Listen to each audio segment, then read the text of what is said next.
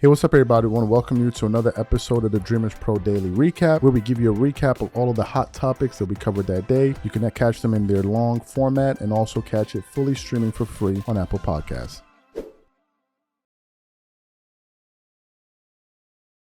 Did you guys know the Philadelphia 76ers, the Philadelphia Eagles, beat the Kansas City Chiefs to win the Super Bowl? Shout out to Jalen Hurts and all of these guys. So they ended up beating them, and this was the number one talk of the town yesterday in sports media. They spoke a little bit about Kendrick Lamar's performance, but more they spent more time talking about the game itself, right? So one of the networks that covered it extensively was, of course, ESPN. And I think when the episode came out, I saw this clip from ESPN, their channel, which was a ESPN First Take segment. And the segment was 24 and a half minutes long, almost 25 minutes long. And the video had the title of the GOAT debate is over. Stephen A. Smith and Shannon Sharpe were shell-shocked. Obviously referring to what they saw in the Super Bowl after that beatdown that the Eagles put on the Chiefs. So I clicked on the video, and I want to say I watched about 16 minutes worth of the video, and then I paused it and I was doing other things. So as I'm going through my day, working, looking for what to talk about, people keep sending me this clip. Oh, did you see what they said about Ryan Clark said to Shannon Sharpe on ESPN First Take? Did you see it? Did you see it? They were arguing about the GOAT debate. People were sending it to me on my personal Instagram. People were sending it to our Dreamers Pro Instagram. I'm like, no, I didn't see it. Right? I didn't see it. So one guy was like, yeah, man, you got to check out this clip. And this. I'm like, okay, cool. So send me the clip. So he then sends me the clip, and I look at the thumbnail, and it's the exact thumbnail of the video that I was watching earlier that I didn't finish watching. And it turns out the part that he was referring to was like 40 seconds later in the clip if I had kept on watching. So I went back to the clip to watch it to see what the hell was going on. Like, what were they talking about? And then it cuts to the part of Ryan Clark, right? And Ryan Clark starts going at Shannon Sharpe. He starts frying him to the point it looked like he body slammed him on the tape. He absolutely destroyed Shannon Sharpe's position, because what essentially he was doing was he was exposing his hypocrisy on the GOAT debate between Michael Jordan and LeBron James versus what he was saying as it pertains to Tom Brady and Patrick Mahomes. And I was like, whoa, now I see why so many people are sending me this clip for me to watch it. So what we want to do now is, because I wanted to play it, to give you guys a little bit of context, I want to play a little bit of what Shannon said as he was referring to the GOAT debate in football with Tom Brady and Patrick Mahomes. Then we're going to play the part with him and Ryan Clark going back and forth with each other. So what we want to do is I want you guys to take a listen to this compilation real quick, and then we're going to come back and continue on the show. Take a listen to what these guys had to say here. But in the end, when you talk about that GOAT conversation, that went the hell out the window last night in Super Bowl 59. Yeah, until maybe if he gets to 5, Sure. He gets to 5, maybe we can revisit this guy. Right. But he beat him twice head-to-head, you know, in that AFC Championship game and in the Super Bowl, two different teams. Yeah, but I don't look at it like that, because think about it. Okay, Tom beat Patrick, but Tom also lost to Eli Manning twice. He lost to Eli and Twice. Nick Foles. Twice. And Nick Foles. So we can't go by that. We can't go by just that. Right. So if we look at it, I think down the road, if we get down the road, guys, and he can get to 6, we might have to, if he can get to 7. Because I thought if he won this one, Stephen A., a three-peat, wins another one, guys, 5. And in the course of winning 5, and in that 5, there was a three-peat, because we love three-peat. Right. That's what Stephen A. throws in my face all the time. That's right. Because it never happened with LeBron. It never happened with LeBron. But go ahead. I'm just saying. But go ahead. He likes three-peats. Okay. But if Stephen A., you said it, you and I were talking about this, it's not that he lost, it's how he's losing. That's right. I mean, 31-9, 40-22, and y'all know I don't like empty calories. I like to eat nutritious food. Chicken breasts, you know what I'm saying? Lean customary. That's empty calories. That's Twinkies. That's cupcakes. That's donuts. Those are empty calories. And then you look at Patrick Mahomes' stats, you see 257, 3 touchdowns. But come on, guys. At one point in time, that score was 40-6. That game wasn't no 40-22 game. No. That was a 40 ass whipping. Yes. And the Eagles laid it on them. So you're right. Until for the next 5 years, ain't no more GOAT conversation. Ain't no GOAT talk when it comes to quarterback or football for at players. least the next 3 years. Yeah. It's a big deal. Dan, I love your reasoning for it. Stephen A., your reasoning is maybe solid. Shannon Sharpe, you should be ashamed of yourself because you've been carrying on a GOAT debate for a man that spent 8 years in a place and never won a championship. And then when he went to team up with his homeboys, the Banana Boat boys, Dirk Nowitzki shot 1 foot fall-aways and put him out of his misery. And then the next year, they was getting beat. He was cramping up in San Antonio. And if it wasn't for balls hitting the rim and people kicking the football out to Ray Allen, he lose that one too, and he played terrible. So for you to say that it could be tabled or that he had to do so much to get back into the conversation, you got to choose a side. You got to say you out here caping for LeGoat James all the time, or that GOAT conversation should have been tabled a long time ago as well. Because according to you, getting to the championship all of those times is supposed to matter. So the fact that Patrick Mahomes has never been sent home before the AFC Championship, that got to matter. The fact that Patrick Mahomes already has 2 MVPs, that has to matter. 3 Super Bowl MVPs, that has to matter. There could be a ton of his career left where he gets back to this moment. And because he didn't shine every time he got there, a lot like a guy we know, Shannon, that you cape for every single day. The only person you have caped for more than LeBron James is your brother, and your brother actually deserved it. And so for me, it is not tabled. It's a bad night. Absolutely. But it does not erase all the things that Patrick Mahomes has accomplished. It also hasn't erased, and I know I would think Dan would agree with me here, that the first 7 years of Patrick Mahomes starting at a quarterback, that film was so much hotter than what Tom Brady's film was. That film was so much hotter than what any quarterback we have ever seen was. He's the best we've ever seen actually play the position, and that has to count in this conversation. And it better count to you, Shannon, because it's your argument. I gotta let every Shannon single chime in. time. Go ahead, Shannon. Floor is yours, because you got a lot of explaining to do right there. It does. Yeah. But I don't think we can have this conversation currently because Tom has 7, Patrick has 3. Now, let's see if he gets another regular season MVP. Let's see if he can win another Super Bowl MVP, because we just can't look at the championships. We have to look at everything. LeBron is a 13-time first-team All-NBA selection. He's a 21-time All-Star game starter. Those matter. It's a compilation of all the awards, of all the accolades when we go into the GOAT conversation. That's what we look at when we talk about GOATs as far as defensive players.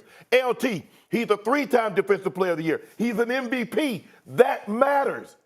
So I'm looking at LeBron James in its totality. If you just, and again, we just can't look at it, guys, as championships. And Stephen A., you know we talk about this.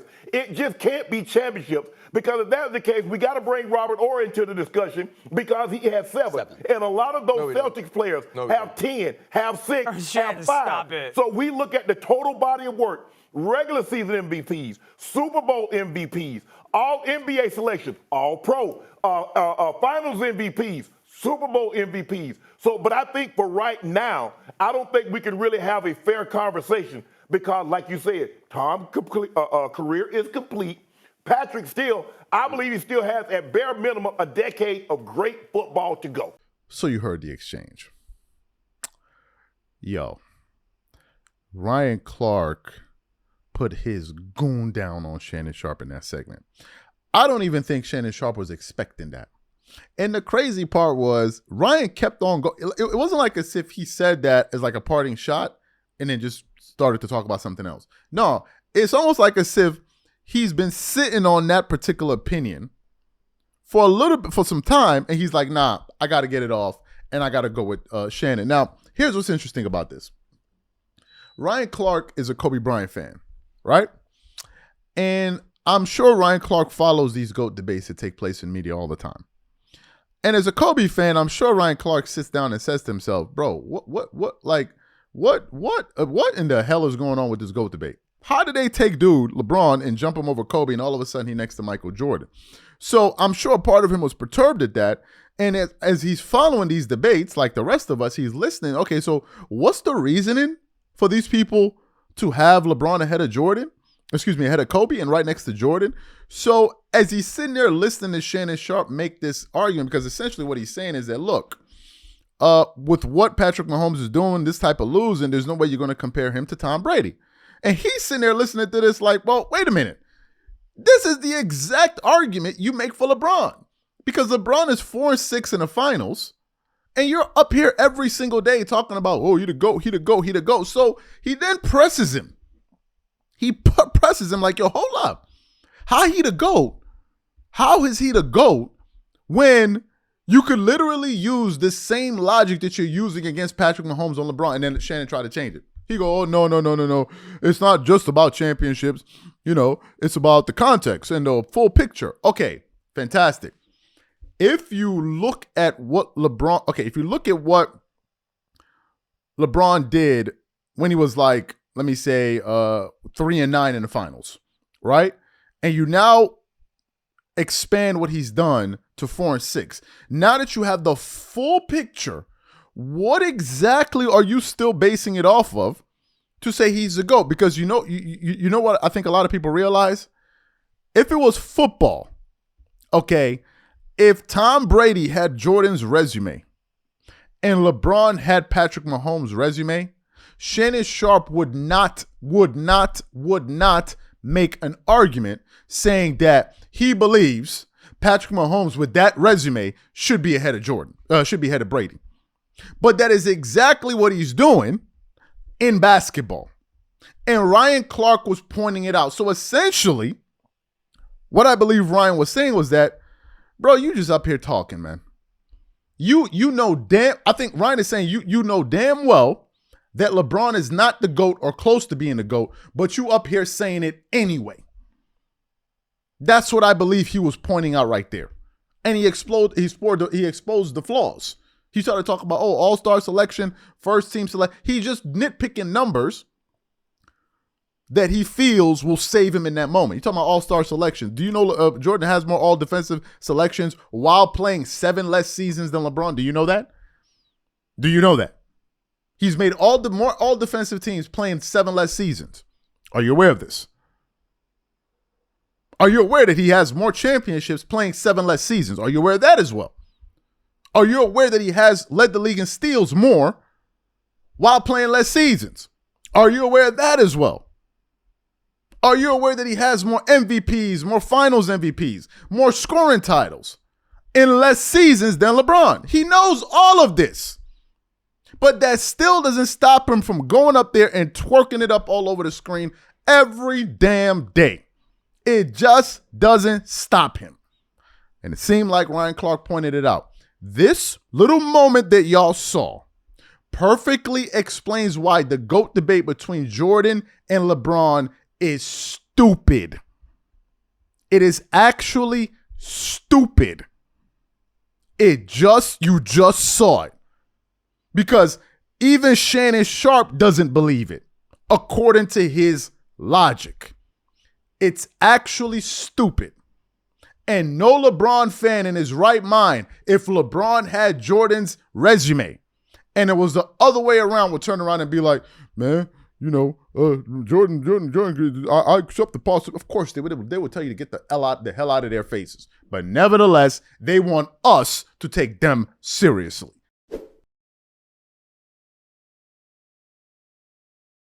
There was a story that Mitch sent to me yesterday when we had finished shooting. I read the story and I laughed. I'm like, what did he think was going to happen, right? So this morning, as I'm kind of searching for what to talk about, I see the story again. And the story was published on fadeawayworld.net. And it says, the headline, LeBron James's camp noticed Lakers move to appease Luka Doncic while ignoring his request for years. That's what the article said. Now, what do we know? We all know that LeBron, ever since he's been with the Lakers, have been trying to get them to do one thing after the other, after the other, after the other, after the other. And whenever he doesn't do that, media boys go on TV and start talking about, oh, the Lakers aren't doing anything. The Lakers need to do anything. They need to do something. They need to do something. Rob Pelinka trying to sabotage them. Blah, blah, blah, blah, blah. But when they up there pulling off all of those other moves, oh, well, well, you gotta keep it going. We can't even go through the amount of players that have been brought to LA since LeBron has been there. It's a crazy number. It's actually crazy. I can only think of a few like Drummond, Melo, Rondo, Dwight Howard, JaVale McGee, Russell Westbrook, Rui Hachimura, Anthony Davis came via LeBron, so I'm not going to say that, and a whole bunch of other players that we can't even think of right now. So the Lakers have been appeasing LeBron. But essentially, what this report was saying was that LeBron's camp was stunned at how quickly the Lakers looked to appease Luka versus LeBron. And I'm sitting there saying to myself, where's the surprise here? Like, why would that surprise you? Luka is the guy now. Like, where's the confusion in all of this? Okay, so let's get into this article here. It says, the Los Angeles Lakers' blockbuster acquisition of Luka Doncic signaled a seismic shift in the franchise's direction, securing their next generational superstar. But it also raised eyebrows within LeBron James's camp, as the organization's rapid response to Doncic's trade request stood in stark contrast to how they handled James's own desires over the past several seasons. James has long advocated for the Lakers to make win-now moves, particularly in the twilight years of his career. While the franchise previously honored his demands, most notably by acquiring Anthony Davis, Russell Westbrook in 2021, the last two seasons saw a different approach, with the front office prioritizing future assets over immediate contention. Now, with Doncic in the picture, the Lakers' sudden willingness to be aggressive in trades has led to the speculation about a double standard in how the organization operates. According to ESPN's Dave McMenamin, it was not lost on James Camp that Rob Pelinka quickly acted on Doncic's request to acquire center Mark Williams, initiating a trade for the Charlotte Hornets big man within days of Doncic's arrival. For years, James had asked the Lakers to trade draft picks to improve the roster, only to be met with hesitancy as the franchise sought to protect its long-term future. The sharp contrast in treatment became apparent when Rob Pelinka instantly prioritized Doncic's involvement in roster decisions, ensuring that his preference was addressed just days into his Lakers tenure. For James, who had to fight for every personal move in recent years, this development raised questions about why the same urgency wasn't applied when he made similar requests. To be fair, the Lakers have previously gone to great lengths to satisfy James' demands, and the 2019 trade for Anthony Davis was one of the most significant moves in recent franchise history, gutting the team's young core and surrendering multiple first-round picks to bring in the all-star big man. The franchise followed that up with the 2021 by trading for Russell Westbrook, another James back move, which ultimately proved disastrous. However, in the past two seasons, the Lakers shifted their philosophy, opting to preserve future assets instead of making short-term sacrifices. This decision came as James turned 40, with the front office prioritizing the post-LeBron era rather than solely focusing on maximizing his championship window. So, y'all can go read the rest of the article there if y'all want to read it. What are my thoughts about this? This only comes as a surprise, I think, to maybe LeBron fans. Now, I will say this, though. Yesterday, I watched the debut game. I watched the beginning, like the first quarter between the Mavs and the Utah Jazz, and I wanted to see Luka play. And to my surprise, the Lakers had everybody wearing 77 jerseys, right? Everybody was wearing 77 jerseys, which turned out to be Luka's number, including LeBron himself was wearing it. And you could see that LeBron was kind of going out of his way to let Luka, do his thing. But as I was watching the game, for the first time ever, not ever, but in a long time, did I watch a basketball game where LeBron was on a team, on a nationally televised game, and he was not getting the lion's share of the attention. The camera was mostly on Luka all night long. Luka was the star. Even when they were announcing the starting lineups, he came out like he got the loudest cheer of everybody there. When he scored, everybody hollered and screamed. And what that signified to me was like, okay, Luka now is the main star on this team. And at least in Lakerland. And I think that is a bit surprising to LeBron fans. No matter how they try to couch it, it is LeBron and Luka. It ain't no damn LeBron and Luka. Even when I was watching on NBA TV, go look at the poster. It's Luka and the opposing player that they're playing against. Go watch it on NBA, was it Motion Station? They have Luka now as a thumbnail, no longer LeBron James. And I'm sitting there saying to myself, this must be jarring for LeBron fans. Because usually what they're used to is people sitting up there twerking it up all day long and hollering and screaming and pouring honey all over each other for LeBron James. But now it's like, no. That ain't the case no more. So in terms of the Lakers not appeasing LeBron, why would they? He's on his way out. Why would I be making decisions for a player that's on his way out? Now, some people say, well, you're not maximizing his opportunity. Has it occurred to you that maybe the Lakers don't believe they can win a championship with LeBron? And therefore, they're not willing to risk any short-term moves that would hurt them in the future? And the reason that they're willing to appease Luka is because he's their new guy. Obviously. What's the surprise in all of this? I'm a huge Formula One fan. Lewis Hamilton announced that he was going to go drive for Ferrari after spending his entire career with Mercedes. Last year of the season, do you know who they were prioritizing? Russell. They were prioritizing him. Even though Hamilton has the 7 championships or whatever it is, the drivers' championships, help bring them all of those constructors' championships. They're like, Hamilton is leaving. Hamilton is going to Ferrari.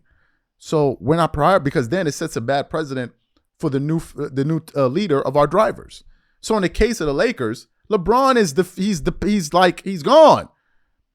He's no longer like, he's not the future. Luka is. So obviously you want to appease. Why? And if I'm Luka, why would you be still appeasing this dude and I'm the future? I'm the present and the future. So LeBron fans, look, man, no need to be crying over it. No need to get out your box of tissues. You shouldn't be surprised at this. Luka is the now face of the Lakers. He's the biggest star in LA now. Sorry to break it to you guys.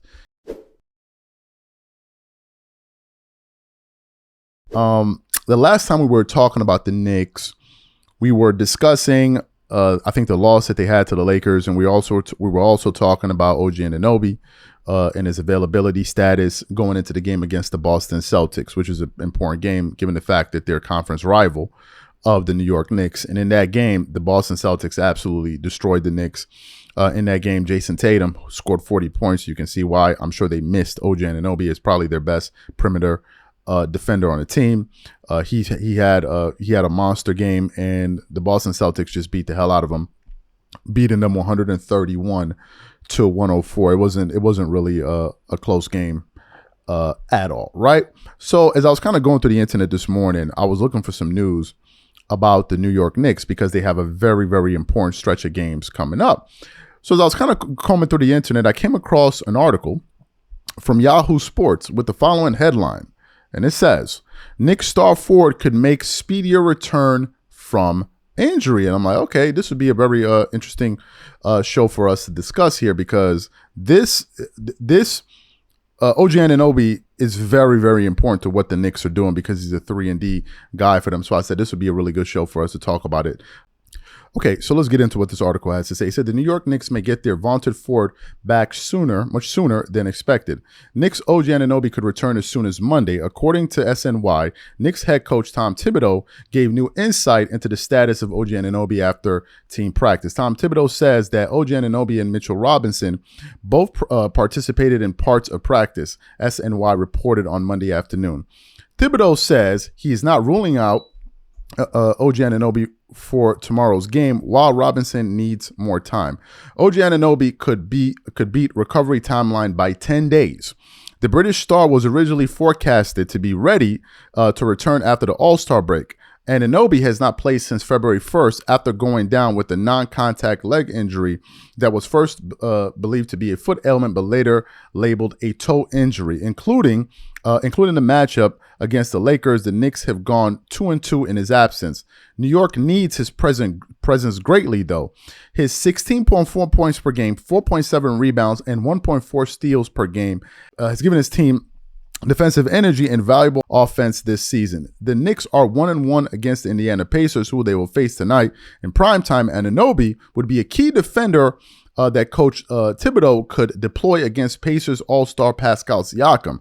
The Indiana product will have its status revealed before tip-off at 7:30 p.m. So that's what that article had to say there. Now, if you notice, we wrote in the title about a critical stretch or pivotal stretch games. Let me just quickly get into why I said that. Look, the Knicks have some pretty serious opponents that they're going to be facing. The article just alluded to the fact that they're going to be facing the Indiana Pacers, okay? Then they have the Hawks. Then they have the Bulls, who aren't really good. But then they have the Cavs, okay? They have the Cavs. They're going to be playing against the Celtics. Now, obviously, you know they're going to play against the Celtics 4 times because in the same conference, they're going to be playing against the Cavs. Then they have the Knicks, which we have to keep, not the Knicks, the Sixers, which we have to keep an eye out on. You have the Memphis Grizzlies right now. If the playoffs started, they are a playoff team. Then you have the Golden State Warriors, who could be dangerous, playing against with the addition of what do you call it? Jimmy Butler, and of course you have the Lakers again. So it is pivotal that the Knicks get back a guy that's scoring 16 points a game for them, and a guy that can also play defense, because they're certainly going to need that.